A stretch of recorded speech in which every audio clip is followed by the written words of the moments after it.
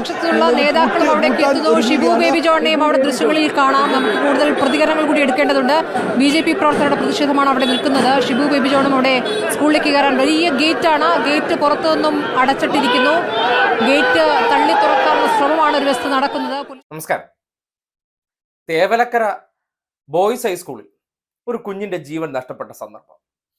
ആ സന്ദർഭത്തിൽ അതെന്തുകൊണ്ട് സംഭവിച്ചു എന്ന് ചർച്ച ചെയ്യുന്നതിനൊന്നും യാതൊരു പ്രശ്നവുമില്ല. പക്ഷേ ചിലർ വരും. എങ്ങനെ? ഈ സുവർണാവസരമായി കഴിഞ്ഞു കഴിഞ്ഞാൽ അടുത്തത് നമ്മൾക്ക് വരണം, അതിനുവേണ്ടി ഇതിനെ ഒരു അവസരമായി ഉപയോഗിക്കാൻ. കാര്യം വന്ന് പറയുന്ന വാചകങ്ങളിൽ എന്തെങ്കിലും ആത്മാർത്ഥത ഉണ്ടാകണമെന്നുണ്ടെങ്കിൽ നേരത്തെ ഈ മണ്ഡലങ്ങളിലെല്ലാം എന്തെങ്കിലും ഒരു പ്രശ്നം ഇതുപോലെ ഉണ്ടെങ്കിൽ ഇത് ഇവർ പോയി ഫീൽഡിൽ ഇറങ്ങി കണ്ടെത്തി അത് ബന്ധപ്പെട്ടവരെ അറിയിച്ചിട്ട് നടപടിയെടുത്തില്ല എന്ന് പറയുകയാണെങ്കിൽ നമുക്ക് മനസ്സിലാക്കാം ആ നാട്ടിൽ ജനങ്ങൾക്ക് വേണ്ടി ഇപ്പോഴുള്ള ആളെക്കാളും കൂടുതൽ ഇഫക്റ്റീവായിട്ട് ഇടപെടുന്നത് ഇവരാണെന്ന്. പക്ഷേ അങ്ങനെ ആ വഴിയിൽ കാണാറേയില്ല. എത്ര സമയമില്ലെങ്കിലും ഇങ്ങനെ ഒരു ദുരന്തമുണ്ടായാൽ സമയം കണ്ടെത്തി അവിടെ വരും. എന്തിനാണ്? ആ ഫീൽഡിൽ നിന്നിട്ട് മാധ്യമ ക്യാമറകൾ എനിക്ക് നേരെ വരും. ആ സന്ദർഭത്തിൽ എനിക്ക് റീച്ച് കിട്ടുമെന്നുള്ള നിലയ്ക്ക് വന്ന് ഡയലോഗ് അടിക്കണ ചവറ പാർട്ടി നേതാവായിട്ടുള്ള ഷിബു ബേബി ജോണിന്റെ ആ പ്രതികരണം ഒന്ന് ശ്രദ്ധിച്ചേ. എന്താണ് ഒരു കുഞ്ഞിന്റെ 13 വയസ്സുള്ള ഒരു കുഞ്ഞിന്റെ ജീവൻ? അതാണ് ഞാൻ പറഞ്ഞത് ഇതിന്റെ ഉത്തരവാദികൾ ഇപ്പൊ അടുത്ത മറുപടി പറയും സിസ്റ്റം ഫെയിലിയർ ആണ്. എടാ, സിസ്റ്റം കറക്റ്റ് ചെയ്യാനല്ലേ ഒരു ജനാധിപത്യ ഗവൺമെന്റ് ഉള്ളത്. സിസ്റ്റം ഫെയിലിയർ എന്ന് പറയുമ്പോൾ 9.5 വർഷം കൊണ്ട് സിസ്റ്റം ഫെയിലിയർ എന്ന് പറഞ്ഞാൽ അതിന്റെ ഉത്തരവാദി ഈ ഗവൺമെന്റ് ആണ്. ഇവിടെ ഇത്ര ലാഘവത്തോടുകൂടി ഇതിനെ സമീപിക്കുന്നത് കാണുമ്പോൾ നമുക്ക് ഞെട്ടുന്നില്ലയോ? പാവപ്പെട്ടവരാണ് ഈ പ്രദേശത്തുള്ളവർ.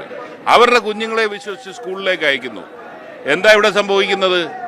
ഇവിടെ അൺഫിറ്റായിട്ടുള്ള കെട്ടിടം, അതിനോട് ചേർന്ന് താഴ്ന്നു കിടക്കുന്ന ലൈൻ, അതിന് സമാനമായിട്ട് തന്നെ ഊഞ്ഞാലിന് സമാനമാണ് ആ ലൈൻ. അത് 40 വർഷം മുമ്പ് പറഞ്ഞതാണ്. ഊഞ്ഞാലിന് സമാനമായ ഒരു ലൈൻ കിടക്കുന്നു. അതിൻ്റെ താഴെ ടിൻ ഷീറ്റ് ഇട്ടുകൊണ്ട് സൈക്കിൾ ഷെഡ് പണിയുന്നു. മാത്രമല്ല ഈ സ്കൂളിൻ്റെ ഈ പൊട്ടി പൊളിഞ്ഞു കിടക്കുന്നത് കൊണ്ട് അതിലേക്കൂടെ ഈ ആസ്പെറ്റോ ഷീറ്റിലേക്ക് കുഞ്ഞുങ്ങൾക്ക് പോകാനുള്ള രീതിയിൽ തുറന്നു കിടക്കുന്നു. അന്നേരം എന്ത് മാനേജ്മെന്റാണിത്? കേട്ടല്ലോ, ഈ കാറ്റിനൊത്ത് തൂറ്റണമെന്ന് പറയുന്നത് കേട്ടിട്ടില്ലേ? അതാണ് ഉദ്ദേശിക്കുന്നത്. അതായത് ഈ രാഷ്ട്രീയത്തിൽ കഴിഞ്ഞ 2 ടേണായിട്ട് തോറ്റ് ഊപ്പാട് വന്ന് അദ്ദേഹം അഡ്രസ് ഇല്ലാതെ നിൽക്കുകയാണ്. ആ സന്ദർഭത്തിലാണ് ഒരു കുട്ടിയുടെ ജീവൻ. ആ ജീവൻ എന്താണ്? വിഷമമൊന്നും ഉണ്ടായിട്ടൊന്നുമല്ല, സങ്കടം ഉണ്ടായിട്ടല്ല, അല്ലെങ്കിൽ ഈ സ്കൂള് ഇപ്പോൾ അവിടെ ആകാശത്ത് നിന്ന് പൊട്ടി വീണതാണോ? അവിടെ ഈ സ്കൂളിന്റെ ഫിറ്റ്നസ് സർട്ടിഫിക്കറ്റ് കൊടുക്കേണ്ടത് ആരാണ്? പഞ്ചായത്താണ്. ആരാണ് ഈ തേവലക്കര സ്കൂളിന്റെ തൊട്ടടുത്തുള്ള പഞ്ചായത്ത് ഭരണം എന്ന് പറഞ്ഞാൽ കോൺഗ്രസും RSPയും ചേർന്ന് സംയുക്ത ഭരണസമിതി ഉള്ള ഒരു പഞ്ചായത്താണ്.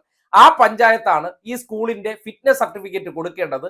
ഇത് പ്രവർത്തിക്കാൻ വേണ്ട മാനദണ്ഡങ്ങളെല്ലാം പാലിക്കുന്നുണ്ടോ എന്ന് നോക്കേണ്ടത്. അത് ഇടതുപക്ഷത്തിന്റെ എന്തോ ഒരു മാനേജ്മെന്റ് ആണെന്നാണ് പറയുന്നത്. എനിക്കറിയില്ല, ഞാൻ അവിടെ ഉള്ള ആളുമല്ല.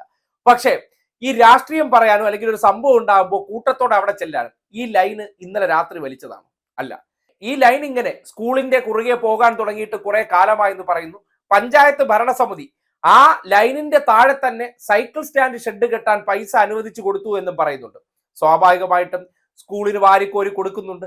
അതിന്റെ ഗുണം ആർക്കും കിട്ടുന്നുണ്ടായിരിക്കാം. അതുകൊണ്ടാണല്ലോ ഒരു മാനേജ്മെന്റ് സ്കൂളിനെ സംബന്ധിക്കുന്നിടത്തോളം വൈദ്യുതി ലൈൻ കടന്നു പോകുന്നത് സ്കൂളിനകത്തൂടെ പോകാൻ പാടില്ല എന്ന സർക്കുലർ വിദ്യാഭ്യാസ വകുപ്പ് പുറത്തിറക്കിയിട്ടും അത് നടപ്പാക്കാതെ അത് അവർ ഫിറ്റ്നസ് സർട്ടിഫിക്കറ്റിനായിട്ട് ചെല്ലേണ്ടത് വിദ്യാഭ്യാസ വകുപ്പിന്റെ അടുത്തല്ലല്ലോ, പഞ്ചായത്തിലാണ്. പഞ്ചായത്ത് കെട്ടിടത്തിന്റെ ഫിറ്റ്നസ് സർട്ടിഫിക്കറ്റ് എല്ലാം കൊടുത്തിട്ടുണ്ടെങ്കിൽ എവിടെ പോയാണ് പരിശോധിച്ചിരിക്കുന്നത്?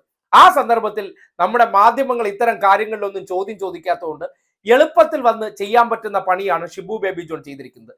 ഇത് ഷിബു ബേബി ജോൺ അല്ല, കേരളത്തിലെ ഇപ്പോൾ പ്രതിപക്ഷത്ത് നിൽക്കുന്നവരുടെ എല്ലാം ഒരു പുതിയ ഫാഷനാണ് ഇങ്ങനെ. അതായത് ഫീൽഡിൽ ഇറങ്ങേ വേണ്ട, എവിടെയൊക്കെ ക്യാമറ വരുന്നുണ്ട്, പ്രത്യേകിച്ച് ഏതെങ്കിലും മരണോ ദുരന്തോ ആണെങ്കിൽ പിന്നെ നമ്മുടെ കൊയ്ത്ത് കാലമാണെന്നുള്ള മനോഭാവമാണ്. അത് ഉപയോഗപ്പെടുത്തിക്കൊണ്ട് ജനങ്ങളുടെ വികാരം ഉണർത്താൻ വേണ്ടിയുള്ള വാചകങ്ങൾ അടിക്കുക എന്നുള്ളതാണ്. അതായത് ഒരു പ്രദേശത്തിന്റെ ഉത്തരവാദിത്വം എന്ന് പറഞ്ഞാൽ എന്താണ്? ഏറ്റവും താഴെ എന്ന് പറഞ്ഞാൽ അത് പഞ്ചായത്തുകളാണ്, തദ്ദേശ സ്വയംഭരണ സ്ഥാപനങ്ങളാണ്. അതുമായി ബന്ധപ്പെട്ട് ജനങ്ങളുടെ ഇടയിൽ വാർഡ് മെമ്പറായി പ്രവർത്തിക്കുന്നത് അവർക്കാണ് ഇതിൽ പ്രാഥമികമായിട്ടുള്ള ഉത്തരവാദിത്വം വരേണ്ടത്. അതുമായി ബന്ധപ്പെട്ട് PTA നേരത്തെ ഈ ലൈൻ താഴ്ന്നു കിടക്കുന്നു എന്നുള്ള പരാതി പറഞ്ഞിട്ടുണ്ടെന്ന് പറയുകയാണ്. ആ പറഞ്ഞ സന്ദർഭങ്ങളിൽ ആ പരാതി കേൾക്കാനോ അതിൽ ഇടപെടൽ നടത്താനോ ഇതിൽ മാറ്റാനോ എന്തെങ്കിലും ഒരു ഇടപെടൽ നടത്താൻ ഈ പ്രതിപക്ഷ നിരയിലുള്ള ആരെയും ആ വഴിക്ക് കാണാറില്ല. അവരെ കാണും എങ്ങനെ? ദുരന്തമുണ്ടാകണേ എന്ന് എല്ലാ ദിവസവും രാവിലെയും വൈകുന്നേരവും അമ്പലങ്ങളിൽ പോയി തേങ്ങയടിച്ചും പള്ളിയിൽ പോയി പ്രാർത്ഥിച്ചും മെഴുകുതിരി കത്തിച്ചല്ല ഇവർ വല്ലാതെ പ്രാർത്ഥിച്ചുകൊണ്ടിരിക്കുകയാണ്. ഓരോ ദുരന്തം ഉണ്ടാകുമ്പോൾ ഉടനടി വളരെ പെട്ടെന്ന് എത്ര വേഗത്തിലാണ് അവിടെ എത്തുന്നതെന്ന് നോക്കിയേ.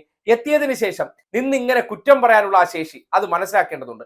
അല്ലെങ്കിൽ ഈ സ്കൂളുകൾക്ക് വേണ്ടി എന്തെങ്കിലും ഒരു ഇടപെടൽ ഇവരുടെ ഭാഗത്ത് നിന്ന് ഈ അടുത്ത ദിവസങ്ങൾ നടത്തിയിട്ടുണ്ടെങ്കിൽ അത് പറയട്ടെ.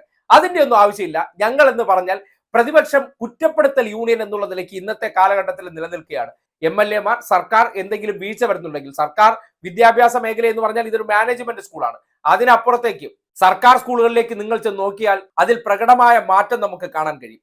ആ നിലയ്ക്ക് നോക്കുമ്പോൾ ഈ മേഖലയിൽ വേണ്ടത്ര പരിഗണന ലഭിക്കുന്നുണ്ട്. എന്നിട്ടും എല്ലാ പ്രദേശത്തും എല്ലാ ഉദ്യോഗസ്ഥരുടെയും അല്ലെങ്കിൽ ബന്ധപ്പെട്ടവരുടെ കണ്ണെത്തണമെന്നില്ല. പക്ഷേ അവിടുത്തെ പ്രശ്നങ്ങളുണ്ട്, അത് കൃത്യമായി അഡ്രസ് ചെയ്യപ്പെട്ടിട്ടുണ്ടോ ഇല്ലയോ എന്നുള്ളതാണ്. അതൊരു പഞ്ചായത്ത് ഭരണസമിതി സ്വന്തം പോക്കറ്റ് ഇരിക്കുന്ന സന്ദർഭത്തിൽ അവിടെ ചെന്നിട്ട് അത് സർക്കാരിന്റെ തലയിലേക്ക് വഴിമാറ്റി വിട്ടതിന് ശേഷം ഞാൻ നിങ്ങളെ വെള്ളപൂശിയിട്ടുണ്ട്, ഞാൻ നിങ്ങളെ സേഫ് ആക്കിയിട്ടുണ്ട് എന്നുള്ള തന്ത്രമാണ് ഒരു ഉളുപ്പുമില്ലാതെ ഷിബു ബേബി ജോൺ ആ ഫീൽഡിൽ പോയി ചെയ്യുന്നതെന്ന് പറയേണ്ടി വരികയാണ്. ഇനിയിപ്പോ ഈ മരണം നടന്ന വീട്ടിലേക്ക് ഒരു ഘോഷയാത്ര നമുക്ക് കാണാൻ പറ്റും.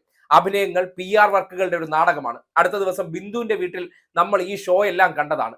ചിലർക്ക് സ്പേസ് ഉണ്ടാക്കാൻ വേണ്ടി മാധ്യമങ്ങൾ എന്ന പേരിൽ ഉണ്ടാക്കി വെച്ചിരിക്കുന്ന സംവിധാനങ്ങൾ, ഇവരിൽ നിന്ന് തന്നെ ചില ഫണ്ടുകൾ സ്വീകരിച്ചുകൊണ്ട് ചെയ്യുന്ന പ്രവർത്തനങ്ങൾക്കപ്പുറം ഇവർക്കൊക്കെ ഇത് സംഭവിക്കാതിരിക്കാൻ വേണ്ടി സർക്കാരിനെ എതിർത്ത് നിൽക്കുന്ന ഇവർ എന്നുള്ള നിലയ്ക്ക് ഫീൽഡിൽ പോയി എന്തെല്ലാം പ്രവർത്തനങ്ങൾ ചെയ്യുന്നു എന്നുള്ളതിനെ സംബന്ധിച്ച് കൃത്യമായി ഈ നാട്ടുകാർ ഓഡിറ്റ് ചെയ്യേണ്ടതുണ്ട്.